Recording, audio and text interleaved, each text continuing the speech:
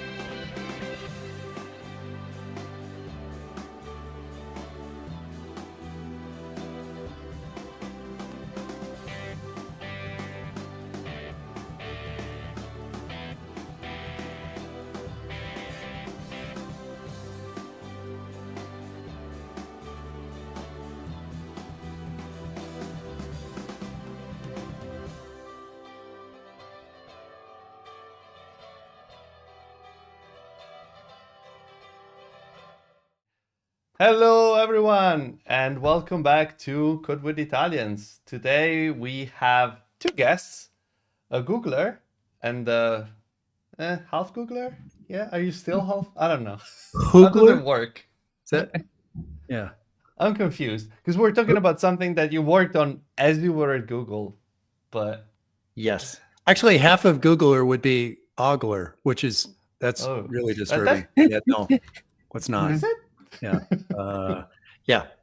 So to be strictly literal, um actual I'm still in the books. I'm just sort of tailing out. I'm taking a little bit of time off and then I disappear. So Monday is my actual physical day. Last day I Ah, hand in my badge and laptop on Monday, and that's it. I see. But in the meantime, yes, I'm effectively gone as of a couple of weeks ago. But I still care about the stuff I was working on down to the last minute, right? I checked in two CLs the final day, which was like my race to the finish line on exactly what we're going to talk about today, because that was my last passion project of how far can I get this thing before I dump it all on Sergio and he has to maintain Yeah. and extend this thing for the rest of eternity. Yeah. The Yeah. CL is like 2 million lines, Yeah. minus 2 million lines. I was like, cool, thanks. It's just like Thanks. reformat the whole code base of Android, and I leave with a bang. Yeah, it didn't So- even pass pre-submit, and I force plus two'd it and pushed it in anyway just to get it across the finish line. And yeah, we'll see. So my plan didn't quite work out, which was I knew that we were pushing beta the next Wednesday, and I thought they grabbed the build like the day before we push Android X releases. And so I thought, well, I just have time to finish these two last little improvements. There's a little bit of demo code going on. There's a couple of new quick APIs that I wanted to add. And so I'll push those on Friday if I finish all this stuff, which I did. I was really happy about that.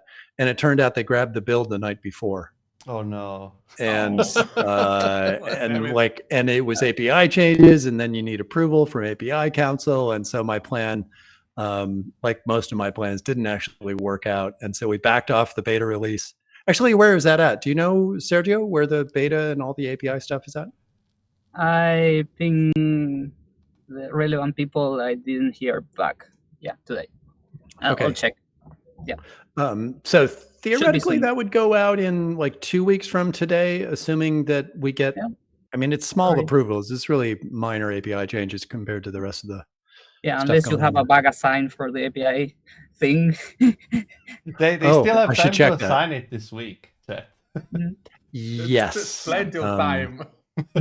Hopefully the people assigning bugs know that I'm not there to receive the bugs, but that might be their last laugh on me. Yeah, so theoretically we would. So my CLs did land, and assuming they don't get backed out because of API disapproval, I don't think so. Is that Adam frowning? Well, yeah, but that's just Adam. It's how he gets that air of authority, because you see his face, you're like, I should think about this API a little bit more. Anyway, so hopefully the beta will go out. Into Google process. It's very technical, as you can tell. But it kind of makes sense, because once the API is out, it's out and it's no going back, right? Yeah. If we go to beta.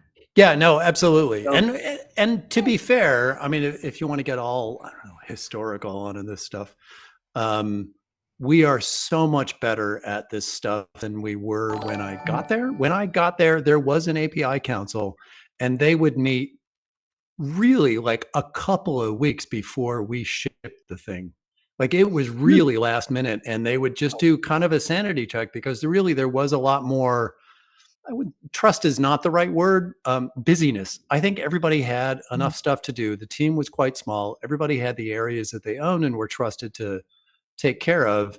And then a very small group of people, including people like Diane Hackborn, would get together as the plane was hitting the tarmac and go, you know what, this method shouldn't have a parameter named like that, or we don't normally use callbacks or interfaces for this kind of thing. And so it would be pushback on like things that were, egregious errors or things that were really like just not the way that we wanted this surface area to look like. Otherwise, things went in.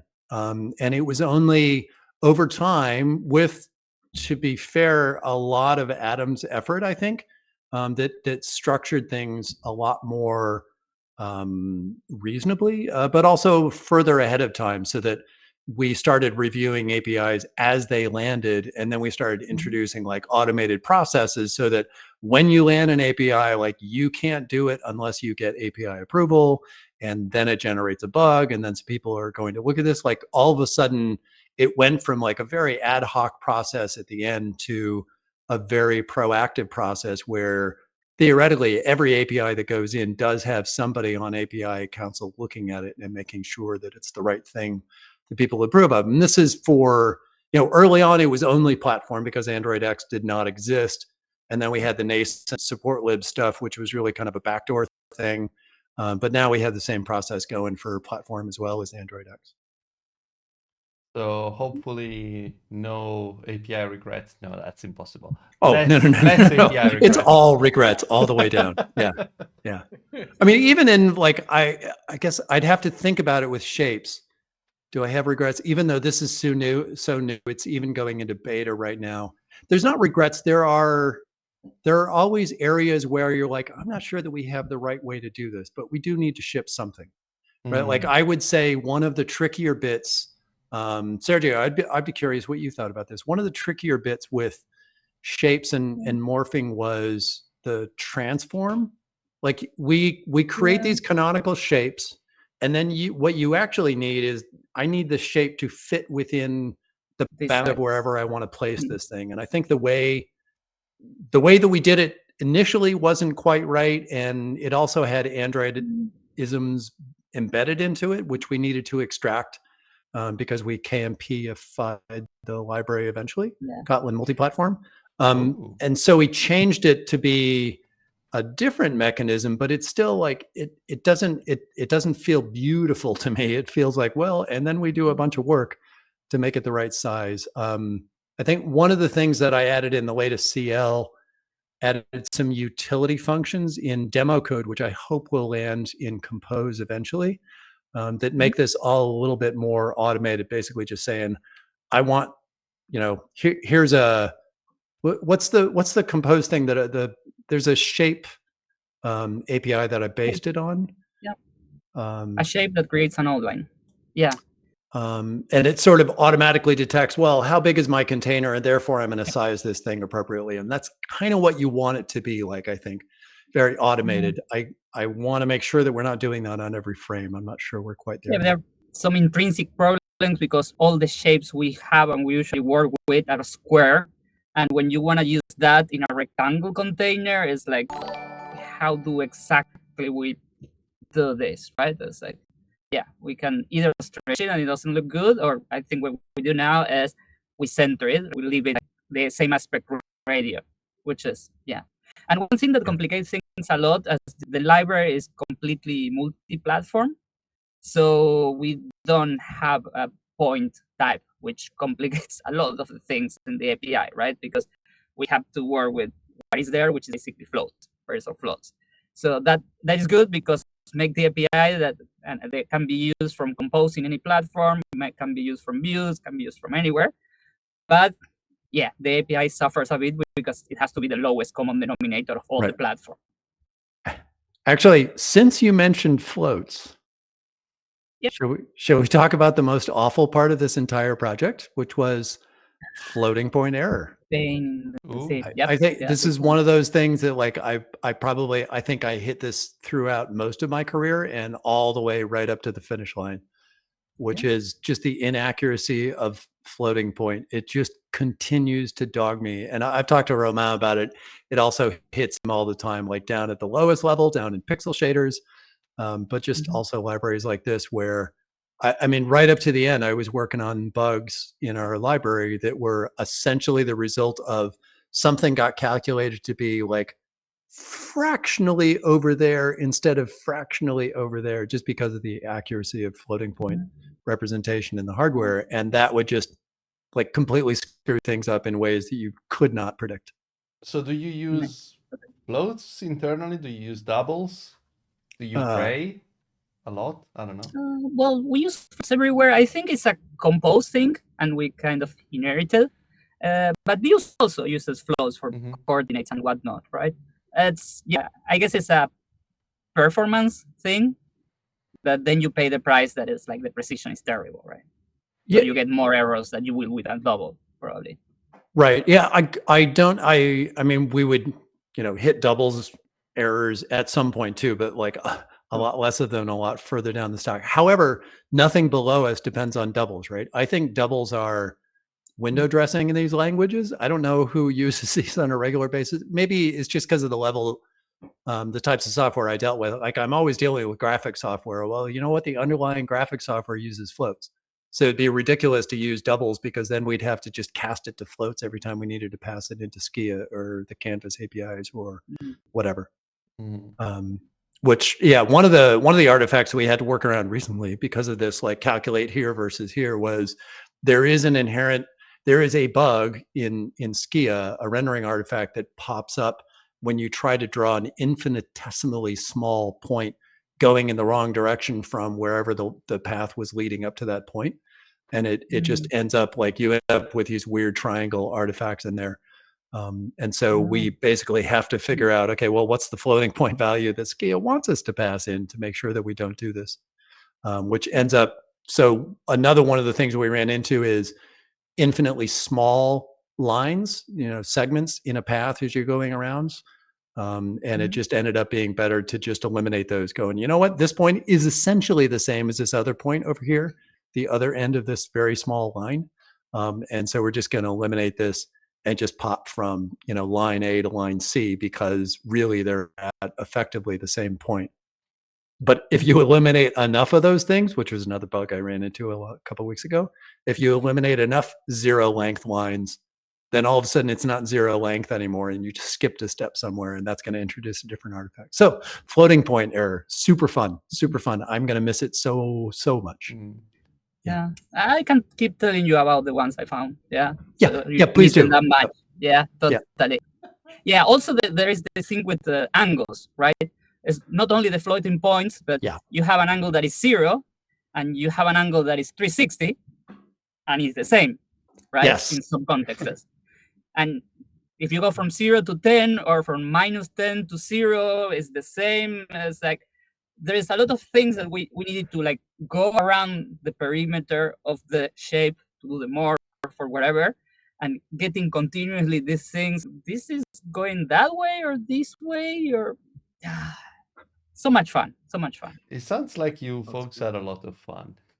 It is super fun. Really It's one of the most fun projects I've worked on, actually, because it's so the whole reason I got into computer graphics. So step one was I hated my first job and I needed to do something that was more fun. And I realized, hey, this computer graphics class that I took in undergrad was pretty fun. What if I did that?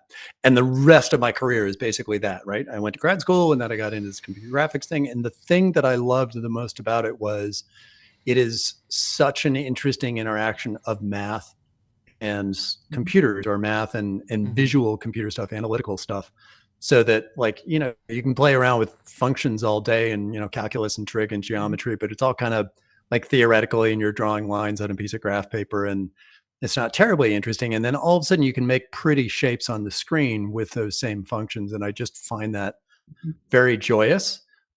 Even when, or maybe even especially when you screw up and it's the wrong shapes. I think I pushed some of these Those in are the most social fun, media. right?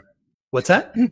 Those are the most fun when you Yeah. fail and all the lines start crossing each Yeah. other. You get a work of art. It's just Yeah. bizarro shapes when, like, the anchors are on the wrong side of the controls and, something unpredictable happened.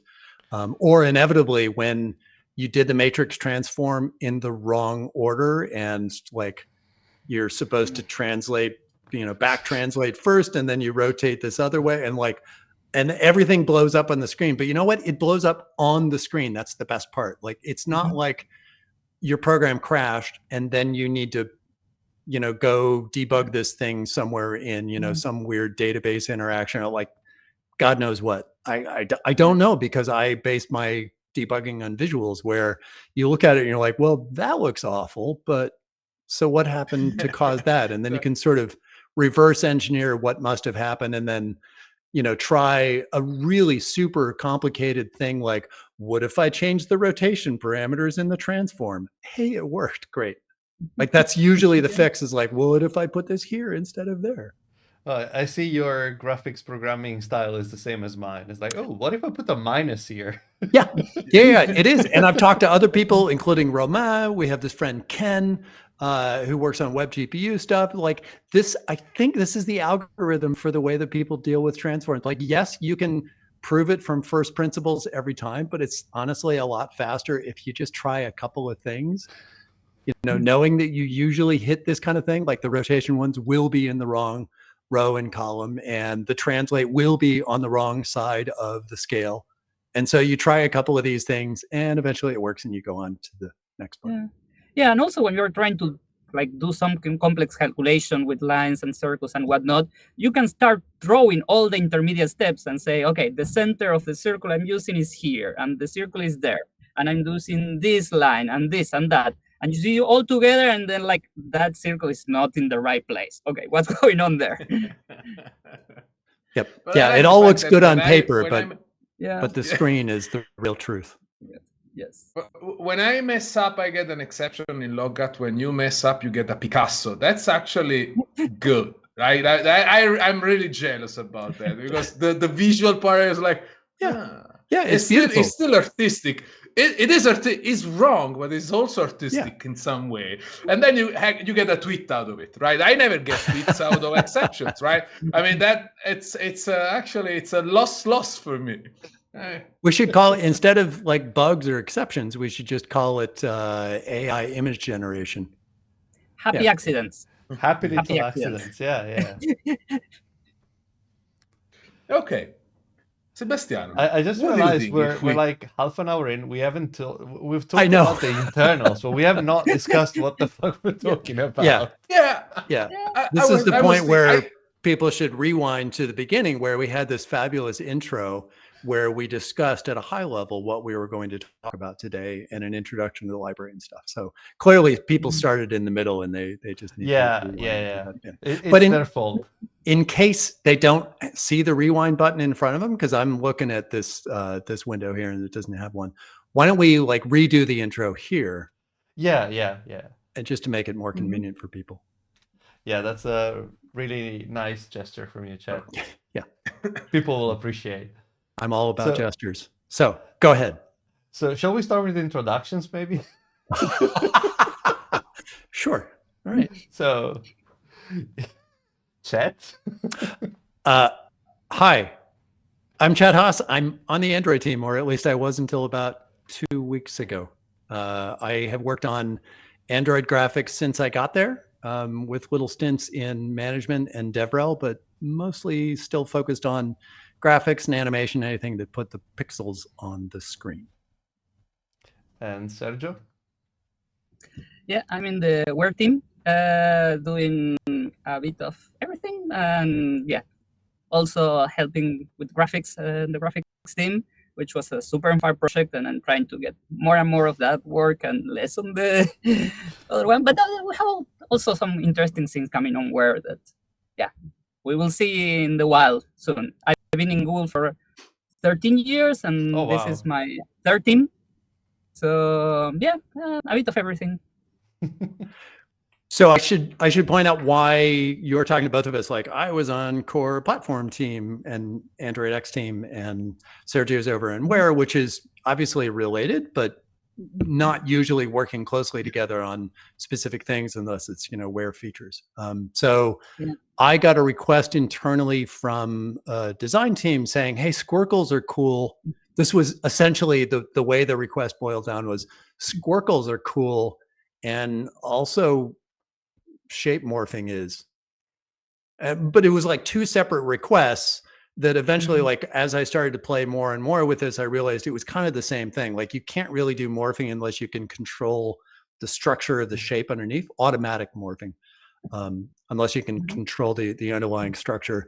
And the underlying structure, when they said squircles, what they actually meant was we would like to do generalized rounded shapes in a much more interesting and less artifacty way than the singular round rect that we had in Canvas since forever. If you look closely at the corner of round rects, you can see a little bump where it transitions sometimes in some angles, where it transitions from the edge to the circular round. Like, not only can you not control the circularity of the rounds, you can control the radius, but not the circularity curve. But also there's just a little like fractional bump sometimes, just because you can't really transition smoothly. It goes from I'm completely straight to I'm completely circular right now. So anyway, the more I looked into this, the more I realized, okay, well, these are related problems. And then I started working on this thing, and I was working, math, relearning all this trig and geometry from high school. And then I heard about this guy on the Ware team who had gotten exactly the same request from his design team and was working along in parallel. I got, I think my manager at the time said like, oh, we need to draw this shape. It was kind of one of the treble-like shapes, and it's like, how do we even draw this thing, right? How that can be done? And I started working on that, and then I was this idea of like, but when we have to shape them, we can morph between them and have a nice animation and have a lot of code and whatnot. And then it was like, this is kind of interesting, it's kind of working.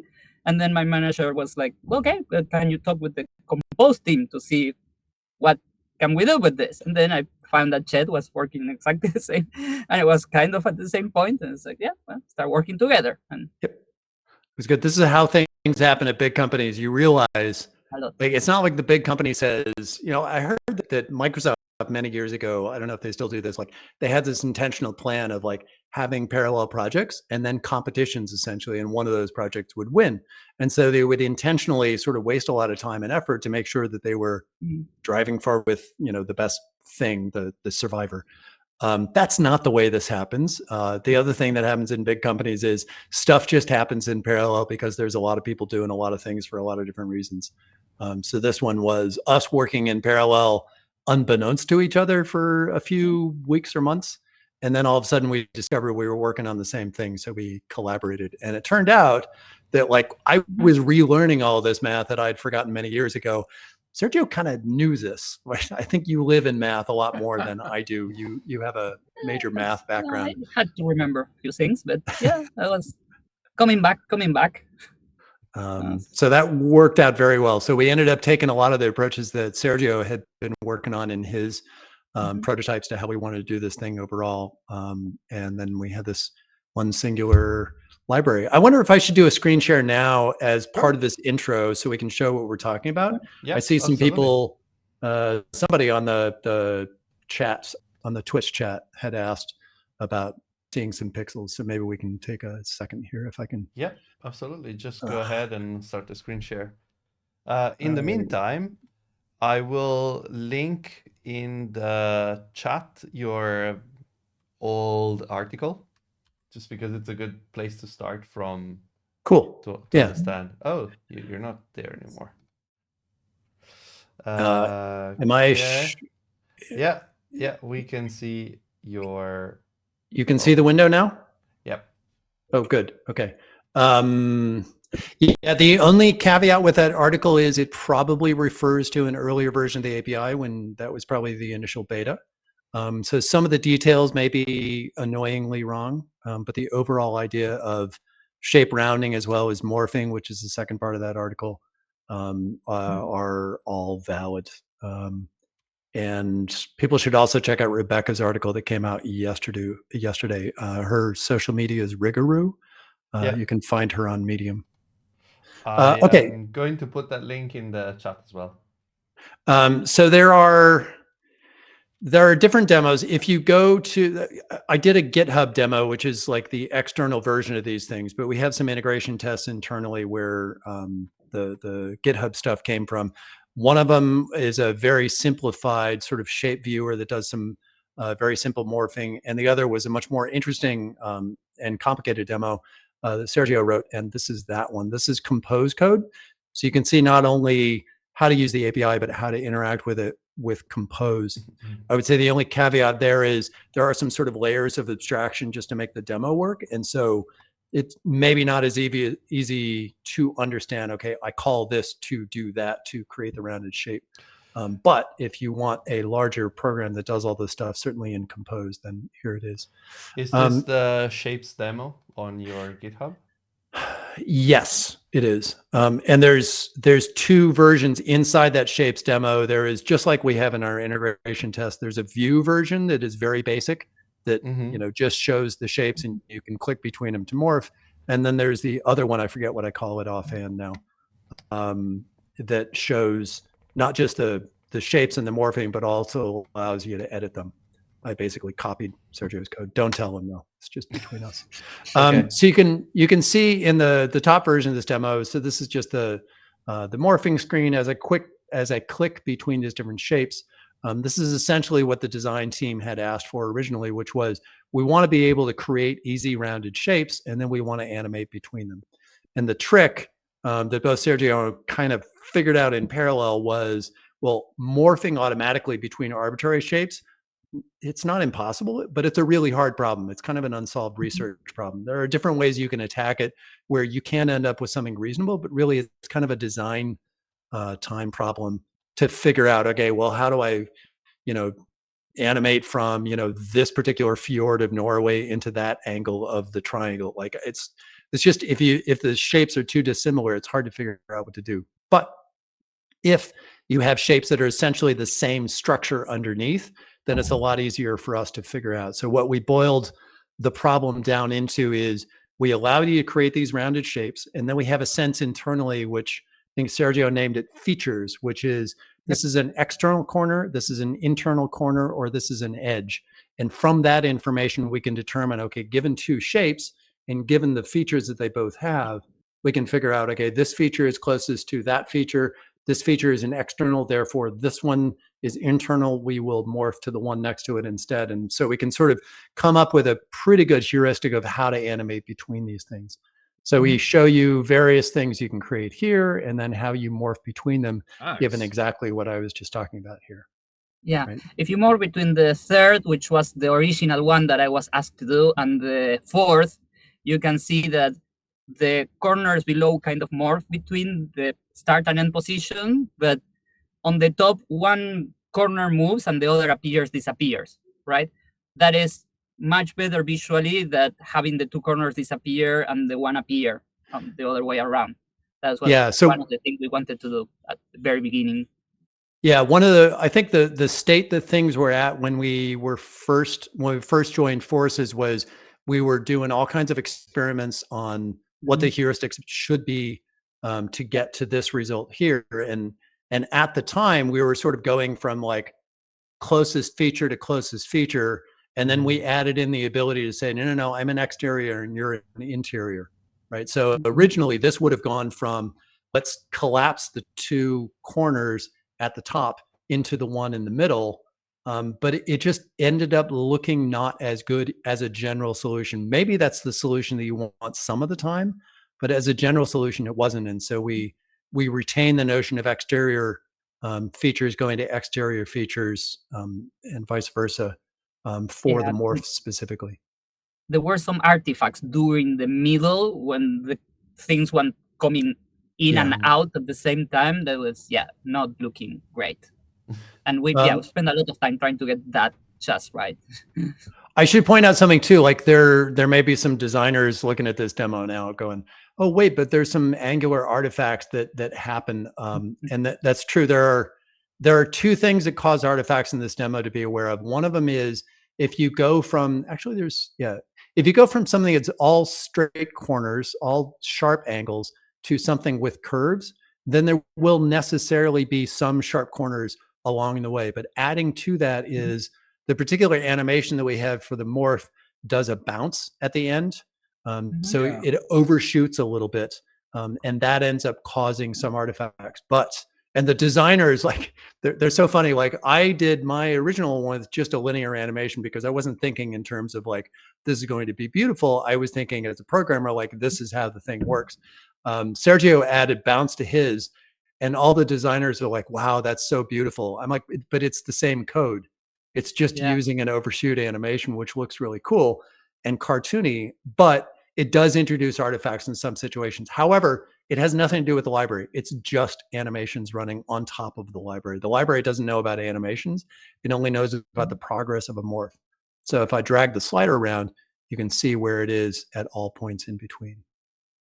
Yeah, and it's funny. I didn't have the overshoot animation at first, but I showed the demo to a motion designer here, and he was like, "Oh no, but you should use this spring. It will look much better." And yeah, everybody loved it. Yep. Turns out design matters. Who knew? So another interesting Make it thing. fancy and everybody lose their mind, right? Yep. Yeah. So we introduced, because this was really a tool for us, debugging mode where we can see the actual geometry underneath. So the red circles here are the anchors. The little yellow lines and circles are the control points and the line between them. So this may remind you of some design tools that you've seen. Like I think Adobe Illustrator uses a similar thing here, as well as some other design tools. We can't drag these things around. This is not an editing tool, but it at least allows us to visualize, and you can even see what happens during the animation. So you can see how we go from, one of these features to the others. If you're going from like something without many points to something with a lot of points, then you can see we sort of have placeholders where the new vertices are going to appear. Like the morphing calculation basically says, okay, how many features are on each of these things, and then we put in placeholder vertices that are going to hold the new features when it comes into place. So the other thing, let's see. Oh yeah, stroke is interesting. This is a debugging thing I added because of the Skia bug that I talked about before, where we realized we were going to hit rendering artifacts that we needed to address here. Then the editor is really cool. It allows you, for any of these shapes, to sort of tweak what the values are for the parameters that we allow. So there's an inner radius that we're using for this interesting shape here. So one of the realizations that we had early on was you have the notion of a polygon, usually sharp edges, but we call it a rounded polygon. But then they also wanted these star shapes that you saw on the other screen. Well, a star shape is basically a polygon with two radii, right? There's an external and there's an interior radius, and the vertices basically just ping pong between the two of them. So if I go back and pick a more interesting shape here, so we'll pick this one and we'll edit this. And then we can say, okay, how many sides do we want on this thing? And then what's the inner radius going to be? Actually, it's interesting. Let me put this into debug mode here. Yeah, so and take out the auto size so we can, because otherwise it's autos. You may need to size. Yeah. Wait, what? How do I? What? I've never clicked on that button. That's yeah, because the thing is, since we are computing the bounds of the thing on each frame, when the thing it should be shrinking, it kind of stays still, and it looks okay. It's not easy to see what is happening, right? And then you see it. That's what happens. Yeah, I'm going to take your word for that, and now I'm going to go back to auto sizing. You can reset view if you want to go back to the. Okay. Because you can drag and zoom in that. I'm not sure in the emulator. Sometimes in the emulator with the middle button you can do the 2-pinch gesture, but. Oh yeah, I don't. Always. That always comes up when I don't want it to. But... No. Maybe. No, no. That sometimes works, sometimes doesn't. It depends in the Okay. And then the boxes that you see are bounds calculations, because we have like approximate bounds, we have actual bounds, and then we have max bounds. Like if you rotate this shape, that was some more recent APIs. We have smoothing, so this allows us to do non-circular stuff. It's very dependent on it interacts with these other parameters, so it's a little hard sometimes to see, but easier in debug mode. Basically, we're moving the location of the relative location of the control and the anchor points in the curves. It's funny, like I keep showing gestures with my hands to help explain this, and then I realize you're not actually seeing me. So maybe I should stop that. Anyway, but if that makes you feel better, just You're It with does. Italians. You're understood. I think that's it. Maybe I'll take it back. I'll stop screen sharing. Anything else there that you think would be interesting, Sergio? No, I think that's mainly it. Okay, Yeah.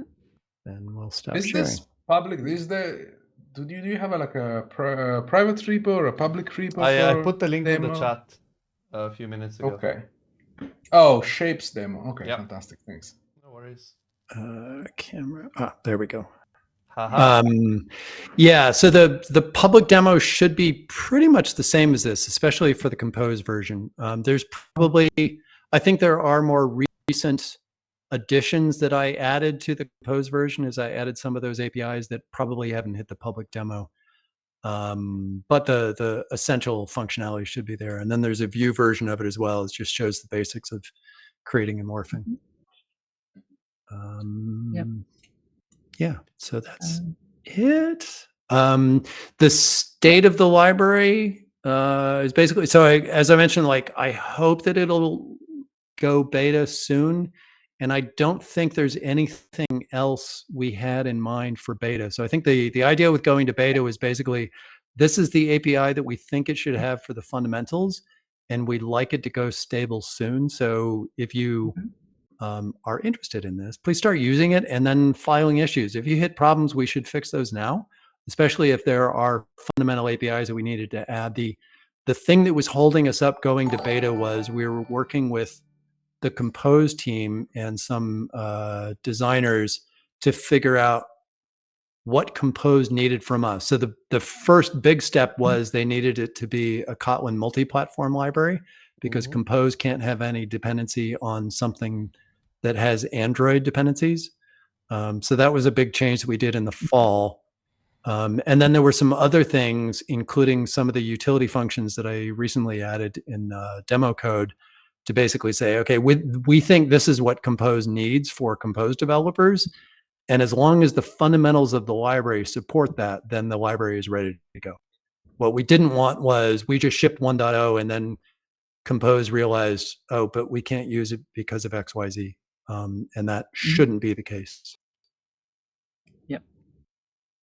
Yeah, I'm talking with the Compose team still, so consolidate the API that will expose to users to make it easier to use this from Compose, right? That looks more Compose-like. And since I was mentioning we don't have a type for point, but Compose does, so it would be nice if everything is wrapped into the proper Compose types and could be used anywhere. Yeah. So you're thinking about having a wrapper, like a Compose wrapper API around the existing one?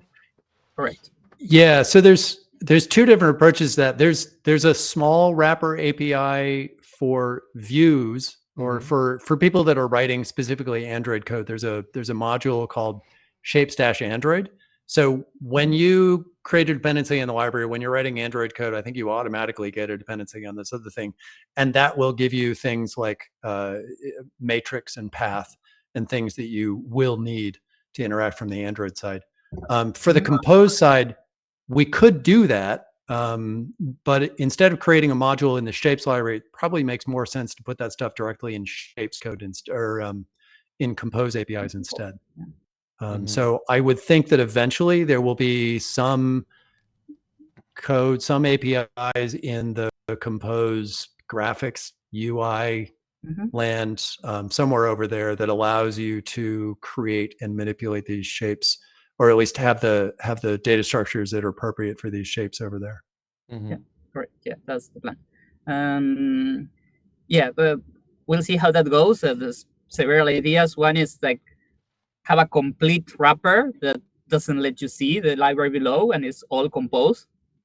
That could be nice because the library will be an implementation detail of that. And the other is, a thin layer that lets you use both and lets you simplify using things on Compose. But yeah, you need to know both libraries to use it together. Clear. That's under discussion. Yeah. So, question. So, seeing the kind of shapes that you support obviously brings to mind things like Material 3.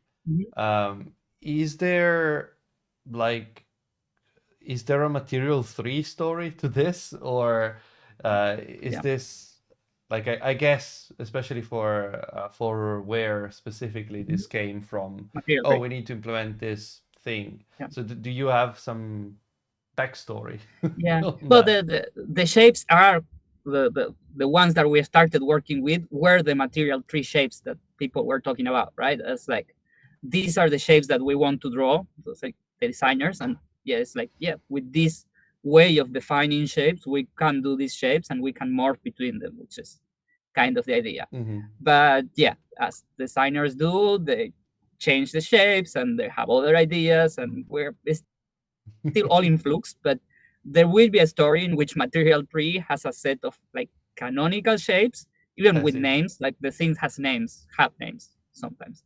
And you could easily from compose say, I don't know, I want this contact to have a shape around, which is the wiggly thing, Mm-hmm. right? Mm-hmm. And there is a wiggly constant that defines that shape. I So see. that's kind of the end goal of some of Ah, this. that would be very cool. And then the idea would be that if you could do something like animate content Yeah. changes and then just have the morphing between the. That's very Yeah, neat. correct. Yeah. Sorry, Chet. Or you can use it for clipping, right? So for the Yeah. you have a contact and you favorite, look, you make it a favorite Yeah, contact, yeah, yeah. so the shape changes because now it's Now it's a different. heart. Yeah, for example. Oh boy, Yeah. yeah, those. One of the one of the reasons that I added that utility code to sort of test out what Compose could do, and to Are to you be sharing clear, your screen again, Chet? yes, I am. Okay, so I'll switch to that. Wait, is it sharing the correct one though? It didn't ask me. Custom test shapes test Yep, views. good. Okay. So Rebecca, who posted that other article that I mentioned, had ideas like as she was trying to use it from Compose, she had ideas about ways that people would use it more canonically there, and one of those was the ability to clip this like as part of generally doing a composed shape as opposed to what we call a shape or a rounded polygon. And so allowing that to happen very easily and clip to these shapes was pretty important and related to these design requests that we had. So one of the things that I'd done recently was you were asking about like designer requests or how this links up to other libraries and stuff. We had a request for, I would say it was like, it's not random ideas, but ideas on some shapes that might be interesting. And I think the idea coming in was like, well, yeah, but we have all these other shapes that we want to represent, and your library probably won't do those. So then I sent them this because it turns out that it did, which was cool. So this is just representation of, okay, well, we could also do all of these different things. So what else do you have in mind? So I bring this up because I think it's important to point out there are a couple of what I would call tofus here, where some shapes are not easily represented. So it's certainly easy to go beyond the bounds of what we allow in the library. But there's a lot of stuff that you can do by just passing in. I mean, a lot of these are they're just rounded polygons with a number of vertices and then parameters for how we round the corners of these things and whether they're star shaped or polygon shaped. But some of them are more custom vertices where you pass in a list of vertices. And when we do those, we may not have as smooth a morph because we may not have the information that we need to determine this is an inner versus an outer feature. But things look pretty good, even these, wacky things here, right? It turns out you can get pretty far by just sending us a list of vertices. As long as those vertices, as long as the path that we can create is contiguous, then, it's not self-intersecting and doesn't have holes in it and all kinds of weird stuff going on. Then we can usually get pretty far and do a decent morph to the other shapes that we can represent with the library. Let me get out of here. Stop sharing. So there you go. Yeah, that's pretty cool. I guess that like as Sergio was mentioning earlier, I can see this being used in many places in an application's UI. Although, as a UX person, I'm like, I wish there were more animations. So anything that animates is good for me. And anything that like this is not something I guess that people at a company would invest time into necessarily. So it's good that we have folks like you that work on this stuff, because otherwise we would never have shape morphing on Android. Maybe on iOS it's just one line of code, as it tends to be sometimes. I've heard that it's not, at least not to the extent of sort of shape You did check, flexibility, though. but I don't know. I don't know. What is there? Yeah, I mean, people have done this externally. I want to shout out to Alex Lockwood, who has an interesting library or design tool called Shapeshifter, I think. Yeah. And that it's a good demonstration of this being a design time problem, where you can bring in two very dissimilar shapes, and then you can decide which point animates to which, and really custom design your morph, which is absolutely the right way to do this for arbitrary shapes. But the part where we wanted to automate it turned out to be a lot of math and a lot of sort of thinking through, how do we get the shapes that we need? We need it to be flexible enough that you can represent a lot of stuff, and yet not so flexible that you can throw any random shape at us that we're not then going to be animated. And that turned out to be a fair amount of work. That external companies and library makers probably aren't going to spend a lot of time on. So maybe it'd be nice if we could just give them something instead. Yeah, it also ended up that the morph interface is kind of as simple as it can get. You create a morph object, you pass the two shapes, and that's it. Then you can see at each point in the animation what is the shape that you need to draw. So, and you can use your own animation, of course. And as we saw in the demo, you can use a progress bar to like go exactly to any part of the animation you want. So that was interesting. Yeah, that there is a lot of math going below how to do a morph that we can talk about, but yeah, the basic idea is for doing that for us. No problem. Was interesting, but very interesting. So, Yeah, but the basic idea is as I said earlier, my approach is putting a minus and seeing if it works. So I don't think I would have gotten all the way there. But that was interesting. And yeah, there's a lot more we want to do, but yeah, this is working pretty well so far. So yeah. From a code point of view, I mean, you say you just give me the two shapes and then you do the morphing. When you say give me the two shapes, do I pick them from a list? Like it's a finite? Do you have presets, or I can give you how do I represent the shape? Let's say shape A to shape B. Code. Perfect. Thanks. All right. So yeah, I could sort of see this question coming up. So here is, which one is this for? I think this is for my, the standard view. I haven't shown this demo, but basically we create a bunch of shapes in there. And you can see how we create them. Let's see. So rounded polygon, like the general thing is I want to create a rounded polygon.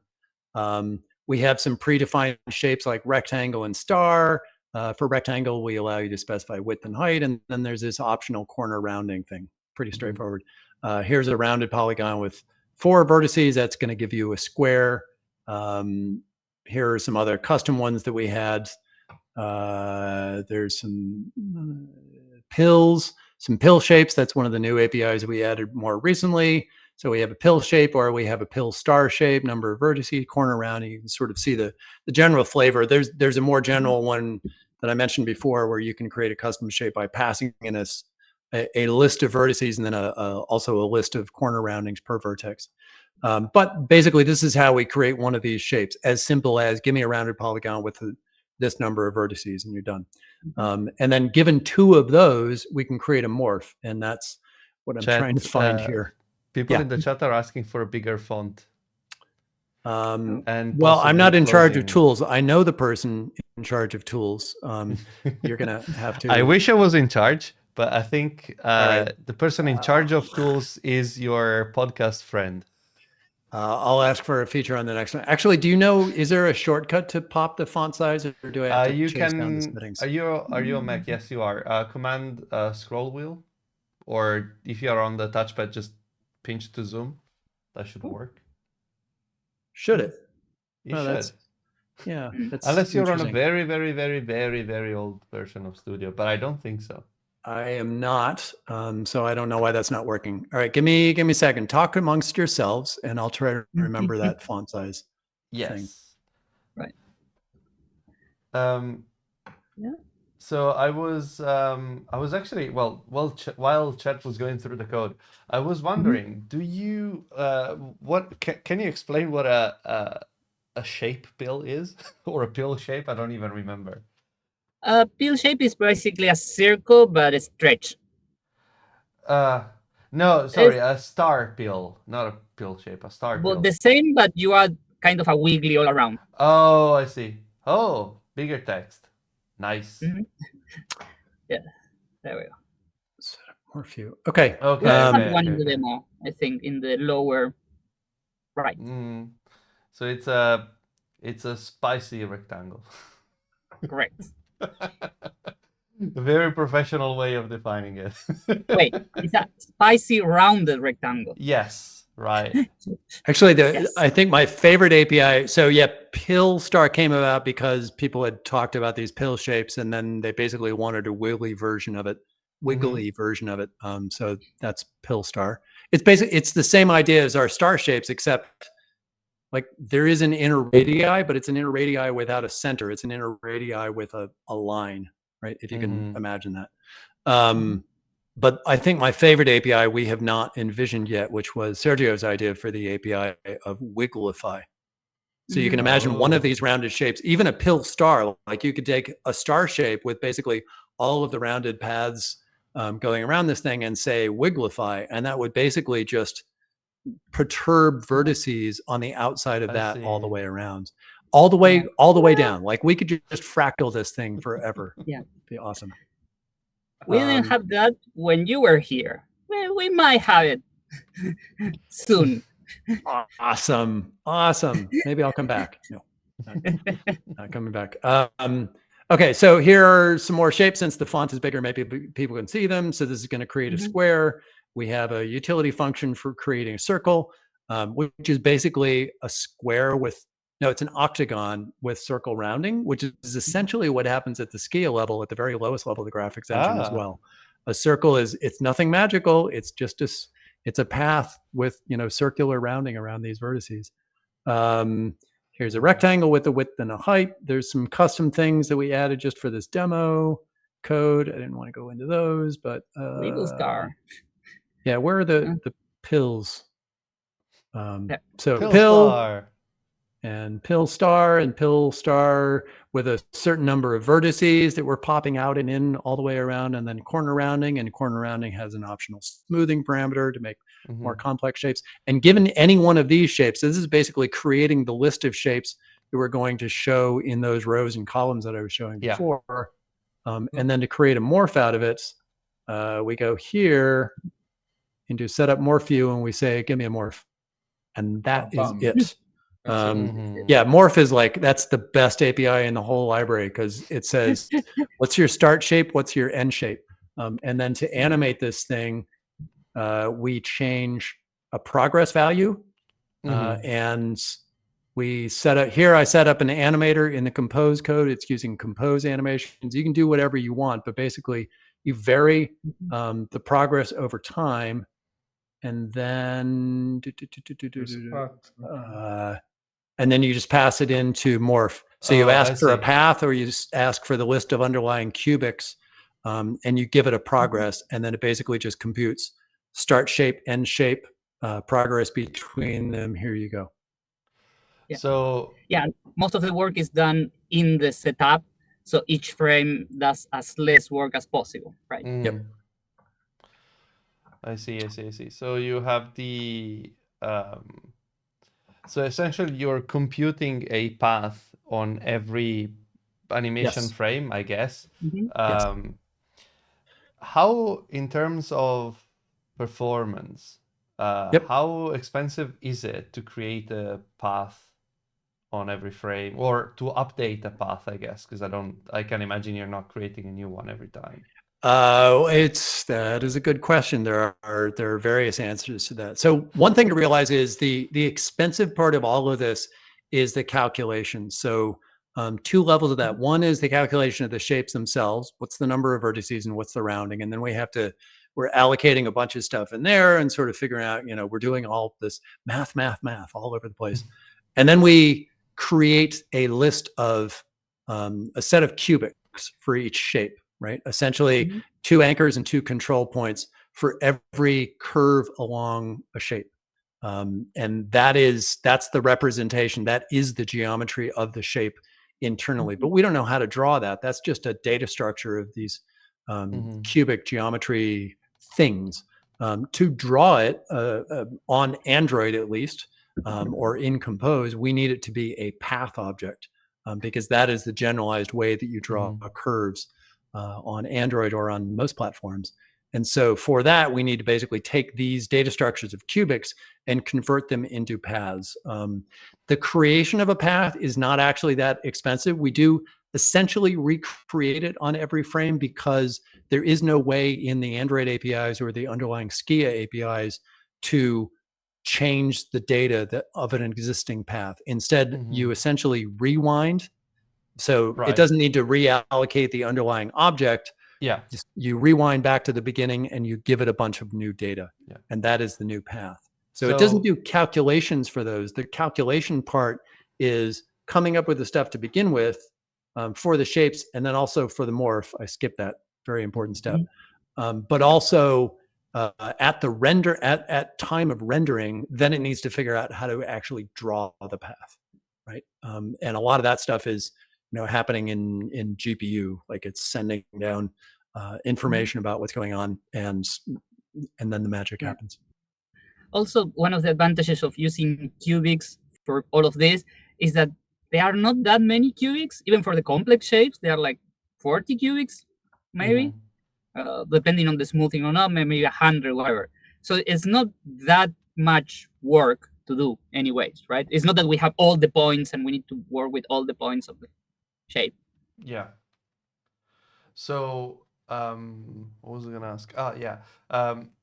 Maybe for people it's not super clear because they might not be familiar with how paths work.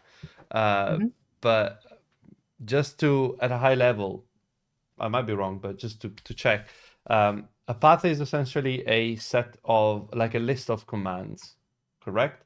There can be things like move to point, draw a line to another point, draw a cubic curve, close the line, close the shape. Right. It's not precisely draw, because what you do with the path can be very different later, right? You can use a path as a clip area. You can fill it. You can draw a stroke around the path. So, but yeah, essentially a path is a series of commands that defines an outline that then you can do with that what you wish. And then when you say rewind, you're essentially undoing all these operations and going to the original empty state. Yeah, and then you can start appending new operations after that. Correct. Okay.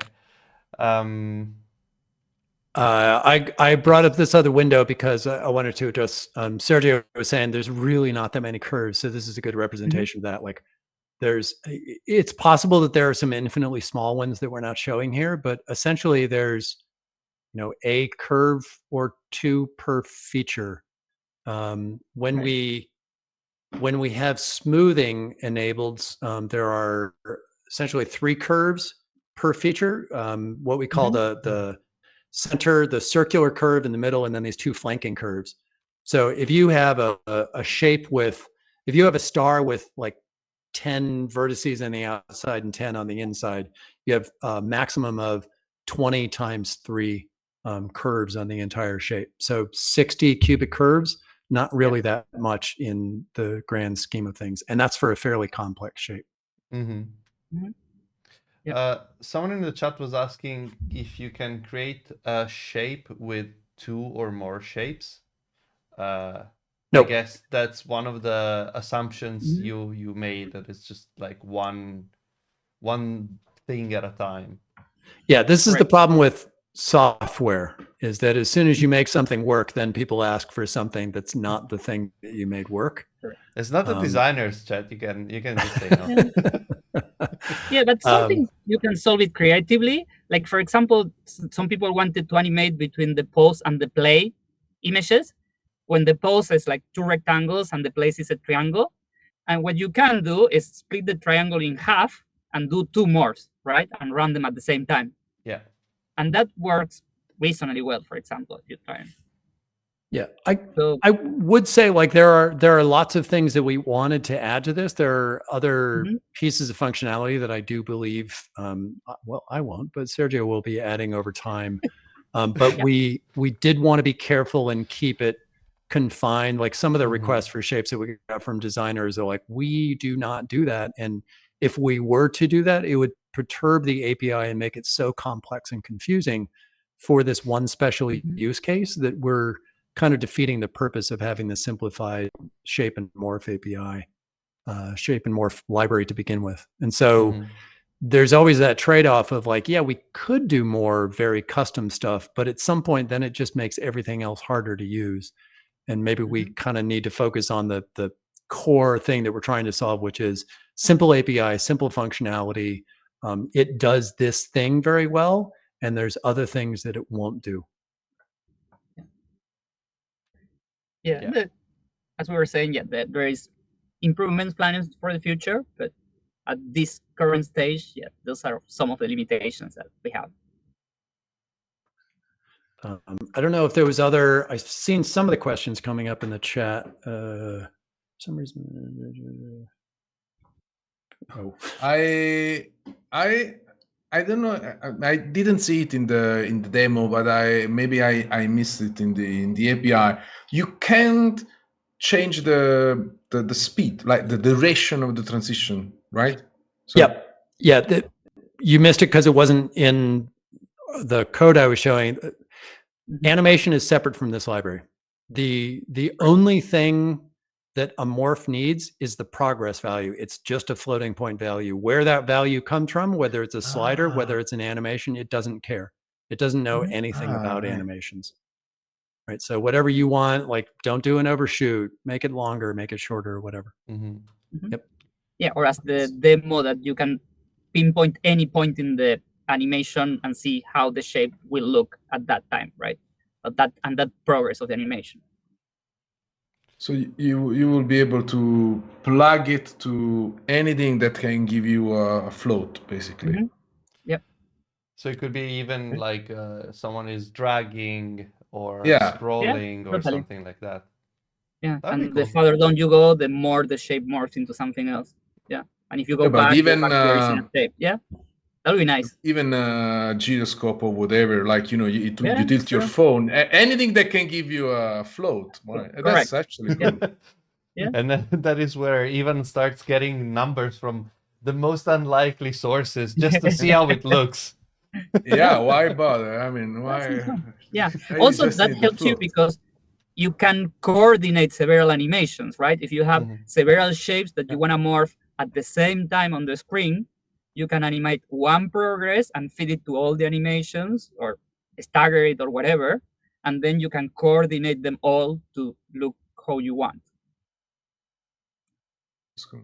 It's like people thought about this. They didn't, but it's like they did. Yeah, I mean, it looked like a 5-minute job, but maybe it took a bit more, right? 6. It's 6.5, maybe. Yeah. And then the rest of the time we were just drinking coffee. Good coffee. So Mark is asking about the overshoot being external. So yes, correct. So the overshoot is simply an interpolator. No, you were using a spring animation for the Compose version. Spring animation, yeah. So on the Vue version that I showed earlier, I was doing an animator with overshoot. So yeah, totally up to you. Nothing to do with the library. Great. I remember we had some time ago Roman as a guest, and he was talking about an API that was added in Android to be able to traverse a path. Yes. Yep. Is that related to this in some way? Do you need it? Do you use it? No. Do you like it? Do you like Roman? No comments. Is still my manager for the next 5 days until I turn in my. Okay, I'll ask you in 6 days. Yes, they are related, but not yet, I would say. One of the original requests for this library actually came from Romain, which was like, we're coming up with this custom data structure with cubics, and we create these shapes. Like, you create 2 of our shapes, and we will animate our shapes. And his request always was, yeah, but I have paths. Like, I have old code that generates paths, and I want to animate those. And the first answer is, but we can't. Like, see my earlier paragraph about why that's a hard problem. But what if they are reasonable shapes? Just like some of the custom shapes that I showed you, we could take arbitrary paths that happen to be reasonable and simple shapes with predefined structures and animate those too. And if it didn't work, well, that's not our problem, but you ran it and it didn't work for you. So there's no reason that we couldn't do that. The thing that we were lacking, though, in the platform was, for some reason, when the graphics APIs were introduced, I love the story. Like, we bought Skia. Google acquired Skia in 2005. They spent a few weeks wrapping their native APIs with JNI, and that is the Canvas API, including the path stuff. And so our graphics APIs, for the most part, I'm talking like 98%, are basically 18 years old, older than Android itself. And they were pretty good at the time. And frankly, they're still pretty good, right? There's not an infinite number of things that you need to do with a 2D graphics API. But one of the restrictions that is rather painful if you deal with a lot of path stuff, and especially the closer you get stuff like this, is you pass information into path and it's gone. Like, we take that, thank you very much, and we push it down in the native level, and you can't get it back again. So you send in all these operations, like Sebastiano, you were talking about, like, it's basically a series of operations, and you deal with it very dynamically. You say, I want to move to here, I want to draw to there, I want a line to there, I want a cubic to there, and each one of those operations goes into the path, and you cannot get it back out again. There's no way at an API level for you to figure out what that path is. The only thing you can do is store that information at a higher level, and then later, if you want to change something, you reset or rewind the path, and you push in new commands with whatever new values you wanted. So Romain, so this was the restriction. Like, well, we couldn't do that for paths unless we had a way to actually query and iterate on paths. And so in parallel with me working on this, and then me and Sergio working on this, Romain went off and did his own GitHub repo with a thing called Pathway, or Pathways, plural, where he started implementing a bunch of path utilities just for fun on his weekends, I guess. And one of those things was the ability to query path APIs. And he did some really nasty native reflection hacks to do it, because it was the only way to get information out of Skia. So basically, based on the underlying version, like every 2 or 3 releases, Skia would change its mind about how the data structure should be represented at a native level. And so his library does this clever thing about, like, well, on API 24, flip the order in which these things are going to be stored. And so he has this API out there in Pathway or Pathways, and you can query. You can say, okay, what are the operations in this path? And all of a sudden you get that information out. And given that information, you could do interesting stuff like this. So last year, I wrapped a platform API on top of his, or on top of that implementation. I basically pulled in Pathways into Android X. So now there's an Android X version of it, which uses platform, new platform APIs on the latest release. I'm going to misquote whatever that release was. Or it'll use his nasty reflection hacks on early releases. So you can use his GitHub stuff, it's great, or you can use the Android X version. It's going to do the right thing on older and newer APIs as well. And given that, now we could actually build in the functionality. Now we have what we need for morphing from our library to actually go in and query paths, figure out what the data is, and then figure out, do the feature matching stuff, or however we want to work that. Yeah. But that's the problem, right? We don't have the features. We have a bunch of cubics, and we need to somehow magically detect that this is a edge out or a edge in, so we can do a good mapping between the two shapes. We could, but yeah, that's gonna take some time. And also we have the problem that path is a very generic structure that you not only have one closed path, you might have an open path. You can have several paths. You can have a path with another path acting as a hole in it. There is a lot of things you can do with path. And yeah, having a generic solution for that, probably not going to happen in the medium time. Yeah. So that was one of those things that we decided, you know what, we really need to ship 1.0 with the functionality that we have, because we think this is pretty useful as it is. But I would say there's two things coming out of that we wanted to do, and I would hope would be in a V2 of this thing. One of them is the original thing that Kwame had asked for, the ability to do this for 2 arbitrary path objects. And maybe we just do that in a way where we don't know what the features are, but just like you can send us an arbitrary list of vertices, we could just take your arbitrary paths and do something with it. And maybe it's going to be good enough for your use case. But yeah, or well, the other part of this is, can we do something to auto detect the features?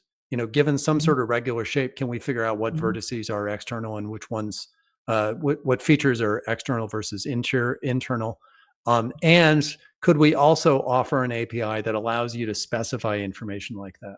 Like, here are my features, or here's how I want you to configure this morph.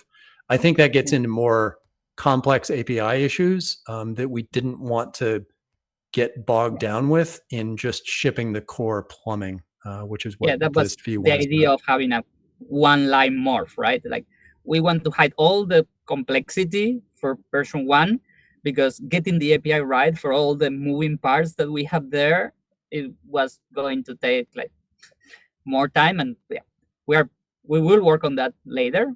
But yeah, for a version 1, we didn't want to get all the surface out.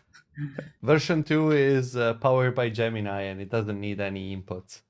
Maybe, No, I mean, yeah. But version 2 is basically a real engine. It's a real engine, because at some point, Roman is gonna snap over the weekend. And I was like, fuck it, I'm gonna just, and he's gonna just like, put. Now it's in filament. Come here. Yeah. At some point, it's gonna be so you can throw any shape, anything, any amount of whatever you say, and then it's gonna morph it. So even if it's an audio file, I don't care. It's gonna be, it's gonna morph a star to an MP3, whatever. I look forward to that. I yes. wish everyone luck with that one. So there's a question in the chat from Timafanov. Just for curiosity, you think Skia will stay forever in Android? Here's how APIs work. Yes. Like, why? It's Why there, and so people need to be able to count on that with existing code apps. We can't simply break them by turning something off. B, it works. Like, why fix something if it works? I would say it does not necessarily have all the functionality and features that we would want forever and ever, including, like the path iteration stuff. Well, why not add that stuff over time? I think there are some more things like that. I think there are some discontinuities that can come up in APIs. Like, well, what if, in the future, we actually need, as Ivan was saying, like, full on Unreal Engine, you need a 3D thing. Well, that's a different API, right? That's not, you couldn't necessarily incrementally go from something like Skia to, full on weirdo shader, everything 3D, VR, AR, future of all graphics. Sense, right? Why do you need to keep punching the thing that is like 15 years old when you can say, you know what, you just step aside, the new stuff is going to be done with this thing, right? I think that makes sense if you need enough of those new things added to it where it just starts to get more and more painful. I don't think, like, if what you're trying to do is 2D graphics, we have something that's really powerful already. It just doesn't necessarily have all the flexibility, and we do come up with other new feature ideas along the way. And as long as they work with that 2D thing, then I don't know why we would need to step aside and use something else. Now, APIs do reach an age point where does it make sense to do something else just because it's, easier and more elegant? Compose. I was thinking actually Compose.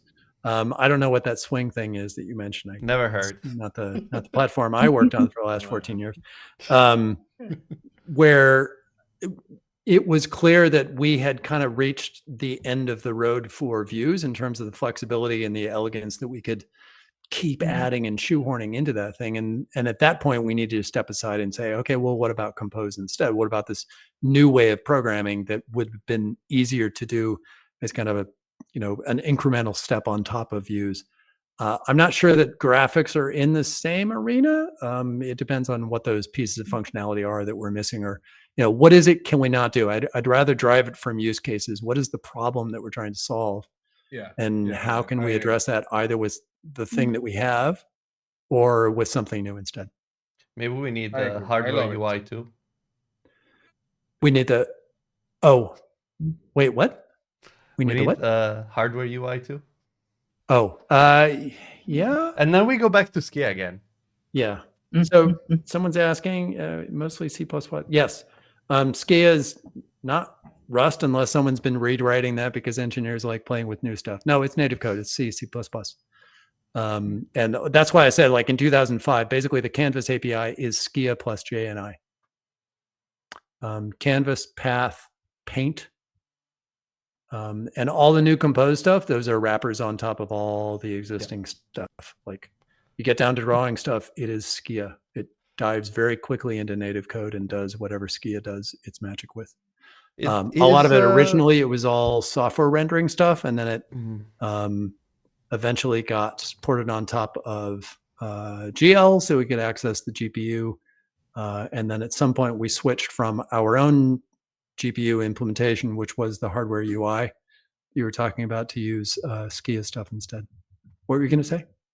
I was going to say the Skia APIs are modeled on top of what is needed for web, right?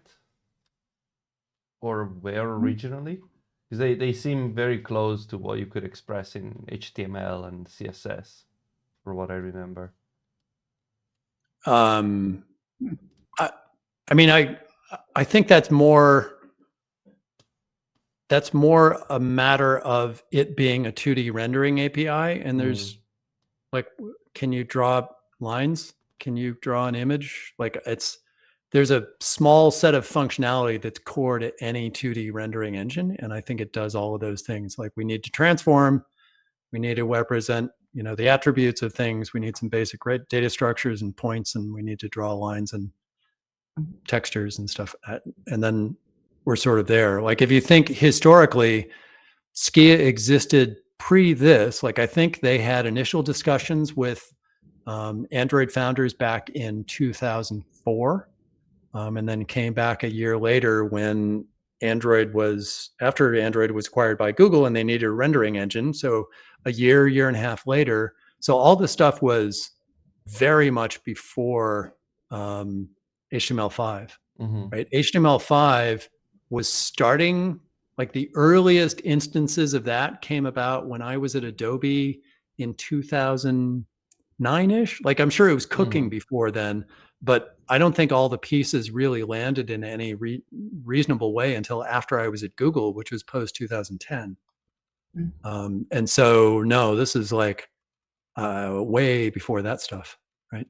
So I think it's coincidental, but it's not coincidental because, as I said, like, well, how many things do you need to draw 2D? Got it. I like the fact that we are living in the Compose era where there's Kotlin and declarative and thing, and then you start going down, and then you hit at some point JNI, and there is some C++ that draws lines. The same way everything is COBOL if you start looking into banks, right? At some point there's a mainframe with a COBOL shit, and that's it. It's 40 years old. Nobody's gonna ever touch it. It works. It's a lot of money. Just don't touch it. But I like that we have our tiny COBOL thingy also on Android. Like, don't touch it. I mean, it works. I don't think the Linux kernel is the oldest piece of code that runs on your phone. And that's 30 years old plus. Well, parts of it, obviously, not the entire thing. Yeah. But I'm quite sure that some bits of firmware in some chip have been there since the early 80s, probably. Don't touch it. It'll just keep working. I hope it doesn't break. I don't know how. The only person that knew how it worked passed away 20 years ago. It's fine. That's it. And there is plenty of unit tests for that stuff. I'm sure. very super sure that it's 100% coverage. Yeah, so, except the commented out ones, right? That stopped working. Yeah. It's one of those things where if you reformat the code, then it doesn't work anymore. It's like, but I just ran the linter. How? No. Not even the linter. You can't touch it. But jokes aside, I love the fact that the API is super tiny. That thing. That's why I was, because I don't understand anything of how this thing works. I know that there is math, but the whole shaping stuff is because I'm not a design/UI person. But I need to be able to use this stuff because I have designers that mostly harass me with this stuff. So if the API is smooth, is super nice, it's easier for me. And the idea of having presets of shapes, as you say, I don't want to do everything. I just want to give you like a reasonable amount of things that you can draw from here to here. I don't need like an elephant that shapes into a platypus. How is it in English? Platypus. Platypus. Yep. And so, but if you have a circle and you want a star or you want a heart, this thing is great. And so I really appreciate from a developer, not designer point of view. I really appreciate this. Thanks. Cool. Yeah, you can tell your designer to look for maybe V3 will introduce the platypus. And the elephant. Star platypus. I say there is a demo on the Shapeshifter website. I remember there was like an elephant that turns into something weird. Right, that's why it stuck to me. But Shapeshifter, again, it was one of those tiny things that we used for icons. You don't always use this stuff, but then you say, okay, but you can spend a couple of hours just like a tiny hackathon or whatever, a spike, and you try a couple of those animated drawables, and then you show them to a designer and say, okay, this is cool, right? And I remember that they loved that kind of micro animation so much that they asked the iOS people to do that, right? They are doing it on Android. Now we want on iOS. So I was like, wow, this is the like upside down world. What's going on here, right? And this could be something, as Sebastiano said, maybe on iOS it's one line, maybe not, right? Maybe this is the time that we have the edge on the iOS people. Because Android devs also deserve nice things. Yeah, but that's the thing. Sometimes, not always. Sometimes. Yeah, but then you give it to them and they just ask for more. So yeah, but then you just ignore the emails. Yeah. Most of the time people are too busy complaining about dependency injection and service locator. So don't sweat it. Just give me the animation. I'm grateful with. Yes, of course, right, of course. I'm playing with iOS because of a Flutter project lately. I will never complain ever again about how to deploy stuff to the Google Play Store, because now I know how to deploy stuff on Apple App Store. You don't know the pain until you try the thing. So I'm very grateful. Believe me, when I see this kind of libraries, I get very grateful. I like that you went in like the span of 2 weeks from the new Play Store policy is annoying to no, this is still much better. Yeah, no, you have no idea. I had a call with a lady from Cork, UK, with an accent that destroyed me because it was 10 in the morning and I saw the number and I was like, she's not calling from Italy. So this is going to be an English phone call. And then I looked at this doesn't sound like somebody from the US. And then, hi, and with a thick accent, it killed me. So yeah, they call you, okay? They call you to help you on the Apple Play Store. No, I'm Android. I'm grateful for Android. At the moment, I'm better on this side of the world. But again, yes, it's the small things that you can do to make it nicer. Sebastiano knows. I like the stuff. If it's easy to use, I'm happy to just drop it in, and the clip thing. Looking forward to it. So yes, Well, cool. happy. Chet, can you stop the screen sharing so we can? I think it's time to wrap things up. I'm not screen sharing. It shows me. Do you not see me right now? Oh, now I see you. It Yeah, wasn't showing you for some reason a second ago. It's fine. Okay. It's fine. It's Skype. Skype web. Skype web, yeah. I'm just like, I'm a vampire. I don't show up on all videos at all times.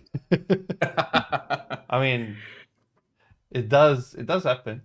Oh yeah. Mark is asking on the chat if you would mind coming back to talk about your career change at some point. Oh, I'd be so embarrassed to talk about myself. You know that.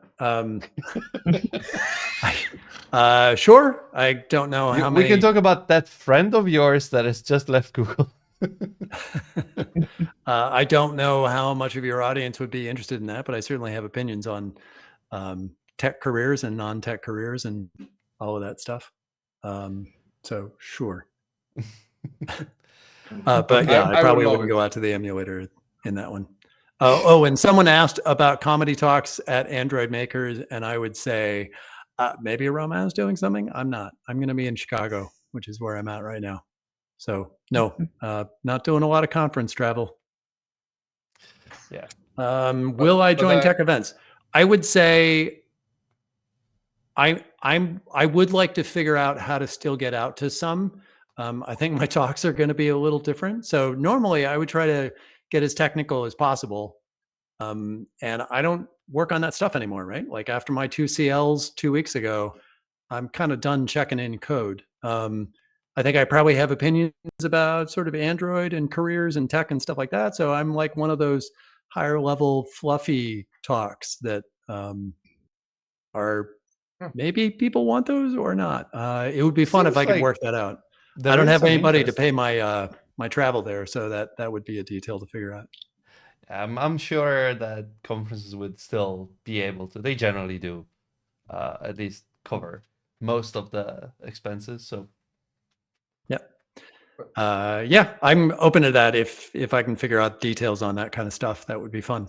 I'd love to do that. Yeah. But I really would love that, because you are this is okay. This is getting fun boy. No. Hear me out. But from a developer point of view, you are such a reference in the sense that you didn't become a manager, right? So your career didn't end up in a like, oh yeah, I'm VP of whatever because I'm in my 60s, and I need to reach retirement. So the ladder, this is the ladder, right? No, you coded. I thought you were going to say failed. You failed. Okay. It didn't talk about code quality. No, actually, it's the opposite, right? So you didn't. How is it in English? I mean, you didn't give up to the coding. To just stay there on the career ladder and bend to the stereotype. You actually did what you loved, and you are going out being a developer, right? And say, okay, I did the developer for so many years. Now I want to do this other thing that I love. I mean, I see myself gardening, right? And that's the thing, right? I will zucchini. No, yeah, but that's the thing. If you ask me if I could quit today, right? Successful developer, I will just buy like land and farm and things like that, right? So that's very inspirational, because that's how I imagine myself maybe in like 10 years, right? Reaching a point where, okay, I feel I've done enough for this. I still love this, but I want to do also something else. Yeah. So it's I would love have some some story about that how to reach that, because for us is, especially in Italy, that's the the career path. At some point, if you want to make more money, especially on the money side, get into you need to code. Yeah. There is no way, right? So you need to give up what you want. Either you go entrepreneurship and you say, I want to build my stuff, and that's a completely other career. And then you need to say, okay, now I like to code, but I also like paying mortgages, so I need to be managing people now. Is that your hobby? No, I mean that's yes, but that's the thing, right? I mean, Sebastiano, you know how it is, right? I know. This is the stereotype. It is a stereotype, but it's also the reality of the thing that at some point you plateau from a salary point of view, but again, maybe there is a different way, and I like to think that we can do something different, and you have a story to tell, probably.